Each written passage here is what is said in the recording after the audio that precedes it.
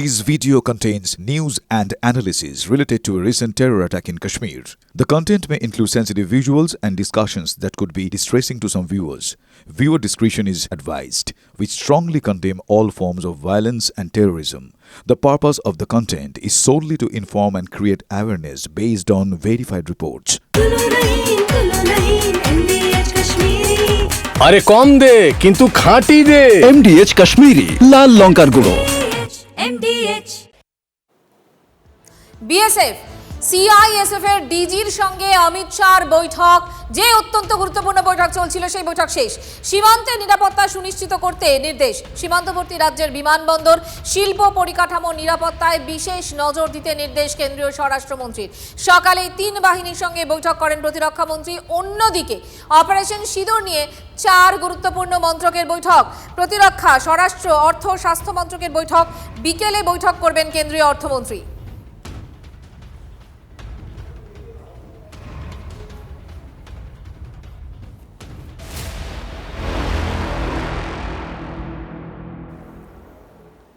দেখো বন্ধুরা, গত কয়েকদিন ধরে ভারতবর্ষের মানুষ তারা S-400 এই নামটা বারবার শুনছেন, আমরাও দেখাচ্ছি এবং গোটা আন্তর্জাতিক মহলে এই মুহূর্তে রুশ S-400 এর ব্যাপক চর্চা, ব্যাপক প্রশংসা।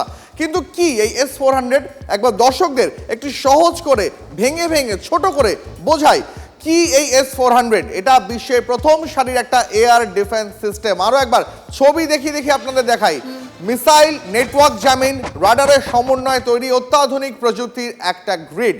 600 কিলোমিটার দূর থেকেও বিপদ আঁচ করতে পারে এই S-400, এতটাই এর নেটওয়ার্ক। এটা কিন্তু একসঙ্গে, আপনাদের আরেকটু ভেঙে বলি, একসঙ্গে একাধিক গাড়ি নিয়ে এর একটা বলয় তৈরি করে। এটা এমনই একটা ডিফেন্স সিস্টেম, এই বলয়ের মধ্যে রেডার থাকে, এর বলয়ের মধ্যে এখান থেকে মিসাইল বেরোতে পারে এমন লঞ্চ প্যাড থাকে। এটা এমন একটা ইন্টিগ্রেটেড ডিফেন্স সিস্টেম, একাধিক গাড়ি থাকে, একসঙ্গে 300-রও বেশি বস্তু এখান থেকে এর উপরে নজর রাখতে পারে। এটা এতটাই কেপেবল। আর দীপ দেখো, এই শত্রুর মিসাইল ড্রোন রেঞ্জে আসতেই ফায়ার কন্ট্রোল রাডারকে অ্যালার্ট করে এই সিস্টেম। 400 কিলোমিটার রেঞ্জের মধ্যেই আসতেই ফায়ারিং মেসেজ পাঠায় কন্ট্রোল রুমে। মানে অনেকগুলো মাল্টি ডাইমেনশন রয়েছে। গ্রিন সিগন্যাল পেলেই ফায়ারিংও করে। শুট অ্যান্ড স্কুট পদ্ধতিতে আকাশ পথে আসা শত্রুকে স্বল্প এবং মাঝারি পাল্লার মিসাইল দিয়ে নিমেষে ধ্বংস করতে সক্ষম। ট্র্যাকে করে এক জায়গা থেকে অন্য জায়গায় নিয়ে গিয়েও সক্রিয় করা সম্ভব এই সিস্টেমকে দিয়ে। যেটা আমরা বলছিলাম বারবার, যে একসঙ্গে একাধিক গাড়ি থাকে, সেই প্রত্যেকটা গাড়ির এক একটা কম্পার্টমেন্ট এক একটা কাজ করে। একজন রেডারের মাধ্যমে শত্রুর দিক থেকে ধেয়ে আসা মিসাইলকে ট্র্যাক করে, আবার একটা লঞ্চিং প্যাড থাকে, সেখান থেকে একটা মিসাইল গিয়ে ধেয়ে আসা লক্ষ্যবস্তুকে ধ্বংস করে দেয়।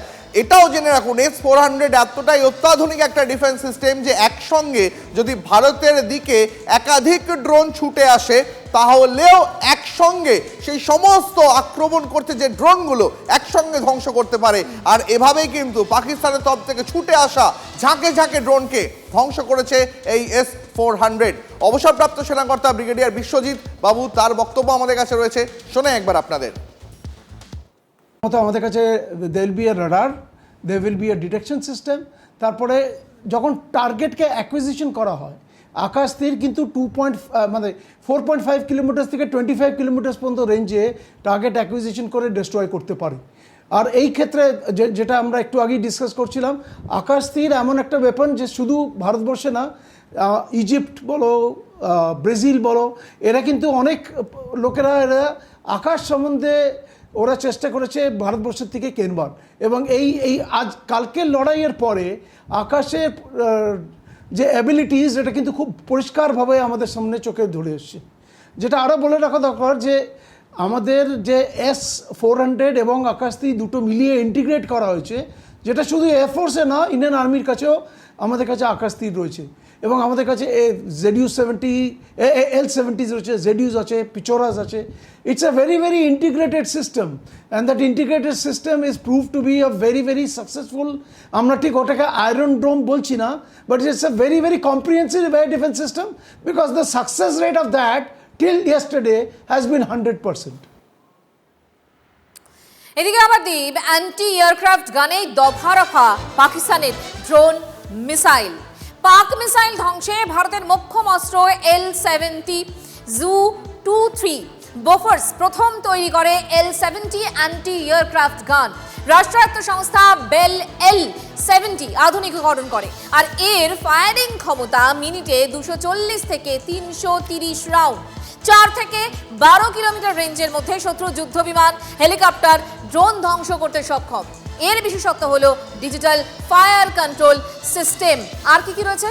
দেখো, এর পাশাপাশি অটো ট্র্যাকিং সিস্টেম এবং নাইট ভিশন এখনকার দিনের যে আধুনিক ওয়ারফেয়ার তার জন্য অত্যন্ত জরুরি। কারণ দেখতেই পাচ্ছ দিনের বেলা পাকিস্তানের দিক থেকে অর্থাৎ ভোরের দিকে তারা কয়েকটা ড্রোন হামলা চালিয়েছে ঠিকই, তারপরে কিন্তু অন্তত দুপুরবেলার দিকটা এখন অবধি তারা শান্ত রয়েছে। কিন্তু গতকাল রাতে মানে যেই সূর্যাস্ত হবে রাতের বেলায় আবার পাকিস্তানের তরফ থেকে তারা কিন্তু সেই ড্রোন ছুটতে, সেই মিসাইল ছুটতে শুরু করে দেবে। আর সেই কারণে নাইট ভিশন থাকাটা অত্যন্ত জরুরি হয়। পাক ড্রোন ধ্বংসে অত্যন্ত গুরুত্বপূর্ণ ভূমিকা পালন করেছে এই বিশেষ চরিত্রটা। অন্যদিকে রুশ অ্যান্টি এয়ারক্রাফট গান ZDU-23 শিলকায় 4টি ব্যারেল থাকে। রাশিয়ার শিলকা নদীর নাম, সেই নাম থেকেই এই সিস্টেমের নাম হয়েছে। এর রেঞ্জ 2.5 থেকে 3 কিলোমিটার, অর্থাৎ ছোট থেকে স্বল্প পাল্লার। ফায়ারিং রেট মিনিটে 2000 রাউন্ড, তার মানে ভাবুন 1 মিনিটে 2000 ফায়ারিং করতে পারে। একই সঙ্গে অন্য অ্যান্টি এয়ারক্রাফট গানের থেকে অনেক বেশি আঘাত হানতে পারে এই মিসাইল ডিফেন্স সিস্টেম।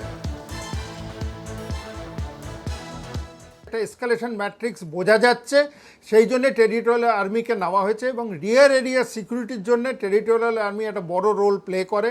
যখন হোস্টিলিটিস ব্রেকআউট করে সেই সময় টেরিটোরিয়াল আর্মির যে জায়গাগুলো খালি করে আগে উঠে যায় সেই জায়গাগুলো ডিফেন্ড করার জন্যও ওদেরকে ইউজ করা হয়, apart from counter insurgency operations আর নর্থ ইস্ট আর JNK-তে যেগুলো ওদেরকে দিয়ে করানো হচ্ছে। একদিকে S-400 এয়ার ডিফেন্স সিস্টেমের ঢাল, অন্যদিকে একাধিক মিসাইল এবং ড্রোন রোধী আকাশ সুরক্ষা। বারবার ভারতের আকাশে মুখ থুবড়ে পড়েছে পাক আকাশ হামলার ছক। বুধবার রাতে ভারতের সেনা ছাউনি টার্গেট করে পাকিস্তানের হামলার চেষ্টা, আর সেই অপচেষ্টা বানচাল করে দেয় ভারতের সুদর্শন চক্র S-400। বৃহস্পতিবার রাতেও ফের ড্রোন হামলার চেষ্টা। ভারতের আকাশ সুরক্ষার জালে ফের ধরাশায়ী পাকিস্তান। পেচোরা সমরের জোড়া ফলায় গুড়িয়ে গেল পাক ফাইটার। ভারতের অ্যান্টি এয়ারক্রাফট গানের গোলায় চুরচুর পাক ড্রোনের পাল। এবার দেখাই আপনাদের পাকিস্তানের ছোড়া অকেজ বোমা কিভাবে নিষ্ক্রিয় করলো ভারত।